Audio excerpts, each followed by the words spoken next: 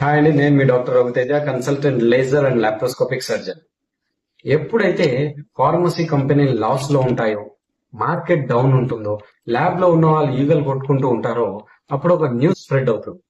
Covid spread అవుతుందంట. Singapore లో, చైనాలో, అన్ని దేశాల్లో వచ్చేస్తుందంట. తెలంగాణ, ఏపీకి కూడా వచ్చేసిందంట. ఊర్లలో కూడా వస్తుందంట. ఇలా స్ప్రెడ్ అవుతుంది. సో ఇలాంటి చెత్త న్యూస్లు మీడియాలో స్ప్రెడ్ అవుతా ఉంటాయి. భయపడాల్సిన అవసరం లేదు. కోవిడ్ వచ్చినా భయపడాల్సిన అవసరం లేదు. ఆల్రెడీ బాడీలో ఇమ్యూనిటీ డెవలప్ అయిపోయింది. కోవిడ్ అంటే ఇప్పుడు జలుబు దగ్గులాగా.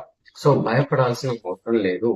ఓన్లీ థింగ్, శానిటైజేషన్ ఎలా చేసుకోవాలి, ప్రాపర్ హెల్దీ డైట్ ఎలా తీసుకోవాలి, బాడీని హైడ్రేట్ ఎలా చేసుకోవాలి, minimal exercises, body strength training exercise ఇలాంటివి ఎలా చేసుకోవాలి, వీటిపైన ఫోకస్ చేయండి. కోవిడ్ కాదు, దాని తర్వాత వచ్చినా ఏమీ చేయలేదు. పిల్లలకి ప్రాపర్ హెల్దీ డైట్ ఇవ్వండి, ప్రాపర్ గా హైడ్రేట్ చేయండి. That's thank you.